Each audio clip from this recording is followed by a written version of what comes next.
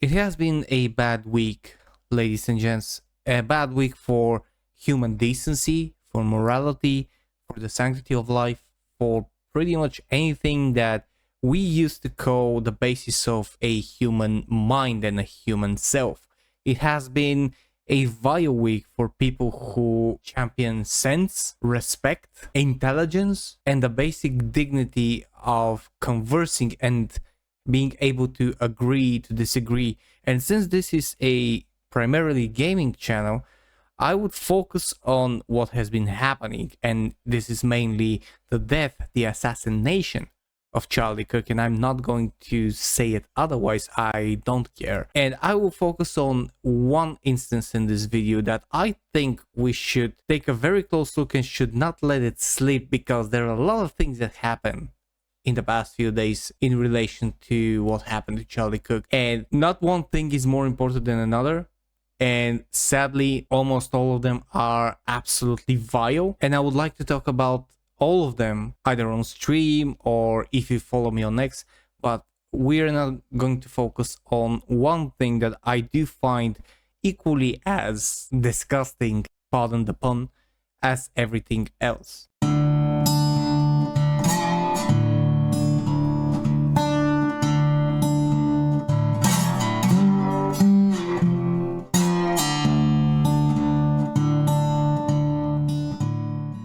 Greetings, ladies and gents, my name is Helsu, the Bearded Balkan Blabbermouth, and this is DiscussThing. And today, we're going to talk about something from the gaming industry that transcended, of course, once again, the bounds of entertainment and the bounds of escapism, and went into political or more likely out of their scope side, just because people in that gaming industry often tend to be nothing more than vile, amoral activists that should not be there in the first place. And I'm just going to get right on to an article from that Park Place. Senior Sucker Punch developer Drew Harrison reportedly fired after celebrating Charlie Kirk tragedy. Quotes, "I would do it again 100 times stronger." To give you a recap, a couple of days ago, Charlie Kirk was assassinated. As the making of this video, the alleged and most probable culprit has been now arrested and is in custody. More details are gonna come, whether or not he was working alone, whether or not it was a paid job, whether or not something else is also happening. We don't know, and that's not going to be the focus of this video. The focus of this video will be the reaction from primarily woke leftist cultists that celebrated the death of Charlie Kirk. Now keep in mind, these are the same people that get angry when people try to cancel them or people try to talk against them and are being violent against them with words, or that are just speaking the truth but they perceive as a personal attack and destroying of their life. These are the same people that would go to great lengths to lie and to tell untruths, to showcase old stuff that someone wrote 10, 15 years ago and use it to get them cancelled. These are the same people who are actually preaching for compassion, for reason, for sensibility and stuff like that, for inclusion, which is actually in one of their absolute vile slogans. These are the same people that, as Charlie Kirk was shot, immediately started celebrating publicly, openly, on Blue Sky, on Twitter, on Facebook, on TikTok, that he was dead. They did not say, okay, we didn't agree on that, he was in a dangerous situation, but we also don't want to see anyone die. No, they didn't say that. They didn't say that even though they might disagree with him, they wouldn't want to see something like this to happen to anyone, let alone a father of 2 children and a happily married husband. No, but because they're amoral, absolute pieces of filth, they celebrated when someone was permanently silenced. That's how they view people like Charlie Kirk, the opposition that needs to be permanently silenced. They don't engage in discourse. They don't want to silence someone by invoking logic, invoking debate, as Charlie Kirk did, and invoking a critical thinking. No, they are the same people that say that gun violence is bad and should have more gun control and guns should be banned and everything else, while the shooter allegedly had his own bullets marked with trans activism slogans and stuff like that. This is alleged, of course. However, it is what's been circling around. So these are the kind of people we're talking about. And while the right or the moderate or whatever wants to call them, I call them, as I call myself, sensible people that are actually capable of critical thinking and capable of agreeing to disagreeing with one another, have been very, very civil about conversing with the left. Yes, there have been exposures, there have been brutal burns and takedowns, especially when someone from the left is being vile. They have been exposing bad actors, they have been exposing unhinged behavior and stuff like that. But never were they celebrating when something happened to any of them. And this is true. And if someone was, he wasn't someone who was sensible. He was just some troll or someone who actually will do that to anyone. And those people are not considered part of that community, if you want to say that it's just one community and stuff like that. But anyways, I digressed a lot, but there's a lot to talk about, and it's going to be pretty hard for me to stay focused on the topic at hand. However, let's try to begin. The fallout over a senior Sucker Punch Productions developer mocking the death of Charlie Kirk has escalated. Drew Harrison, who served as a senior staff character, look dev and texture artist on Ghost of Tsushima and the upcoming Ghost of, now appears to have been fired from the Sony-owned studio. Now, if you don't know what that is about, this is the original tweet from the person, woman, man, pronouns, stuff like that, Drew, who said, "I hope the shooter's name is Mario so that Luigi knows his bro got his back," referencing the shooter Luigi Mangione, and obviously trying to be funny and absolutely dismissing anything and showing any sense of empathy. Below that, a industry analyst, John Walker, said he died doing what he loved, being a transphobic, racist bigot. So yeah, this is actually one of the more tame takes that you can see from these woke vile creatures, because it didn't openly say do anyone else next and let's say posting a picture of Asmongold, which also you can see on Blue Sky and Orex, where it's reposted hourly. But then after they were reportedly fired, this person said, "Is standing up against fascism is what cost me my dream job I held for 10 years.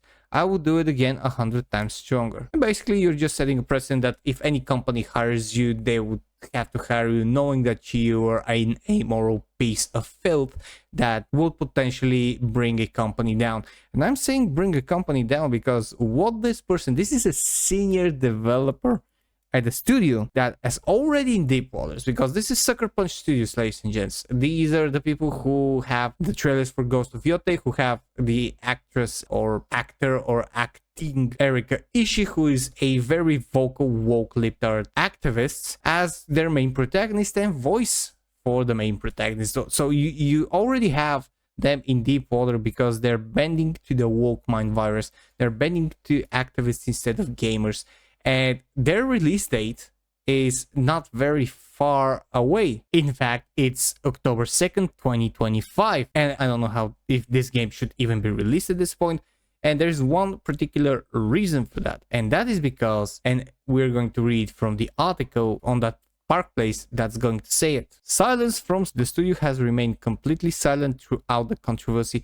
There has been no statement condemning Harrison's remarks, no formal acknowledgement of her reported firing, and no attempt to reassure fans about the upcoming Ghost of Yotei." Keep in mind, this article is from September 11th, which by the making of this video is yesterday. And let's go to Sucker Punch's X page. These are Sucker Punch Productions. Of course, I'm not going to follow them. I was never that into that game in the first place, and after everything that happened, it just reassured me. But now we can see we have the pin polls from August 27, which is starting on September 4. The Ghost of Yotei limited edition concept accessories will be available pre-order.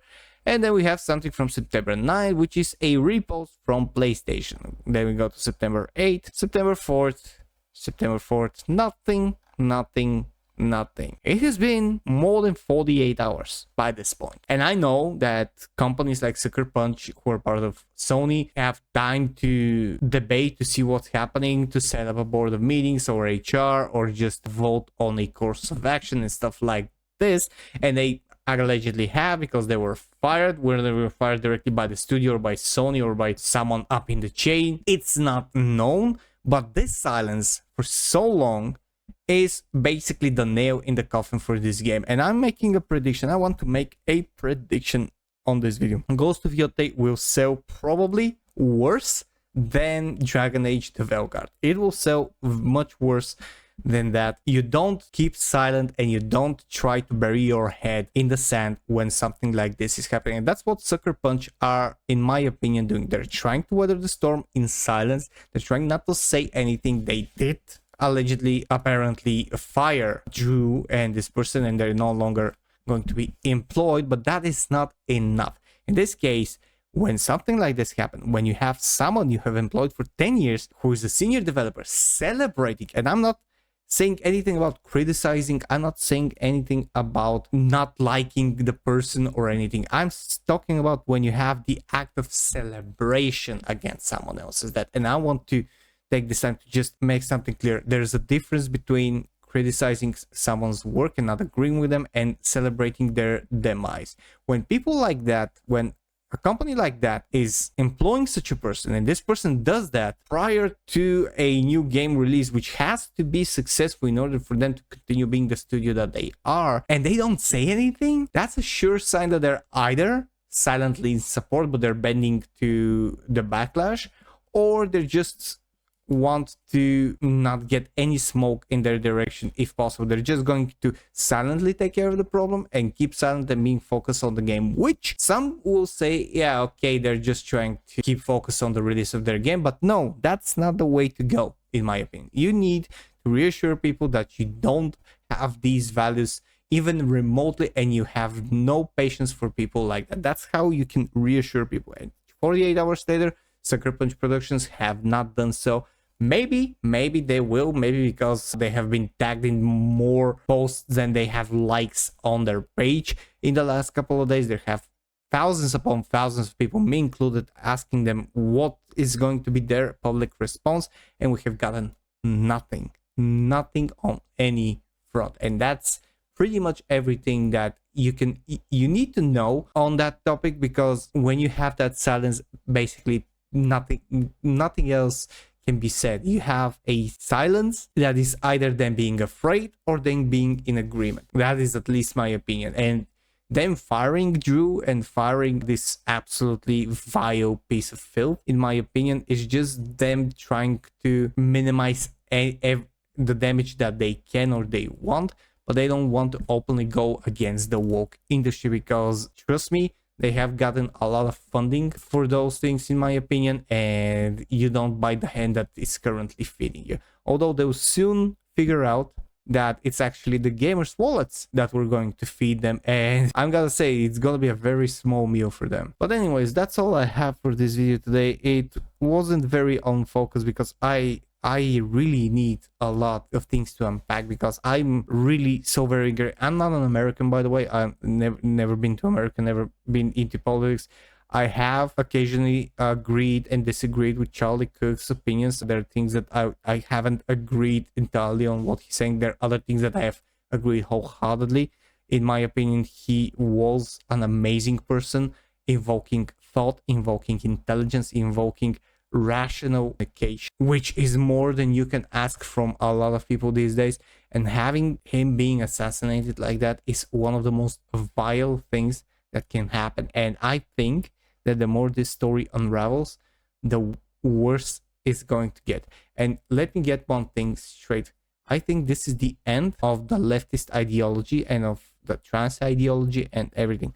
These people, with their celebrations of the death of someone who had a wife and children, is their own public, social, and maybe political demise. That's how they basically metaphorically buried themselves. But yeah, again, getting way off hand. If you want to check me out on X, the link is down in the description below. If you like my content and want to support the channel, press the subscribe button, like this video, comment below what you think of all of this and on the other topics connecting to Charlie Kirk and this whole situation. And if you want to support the channel directly and help me help homeless animals and animals in shelters, click the join button and become a member.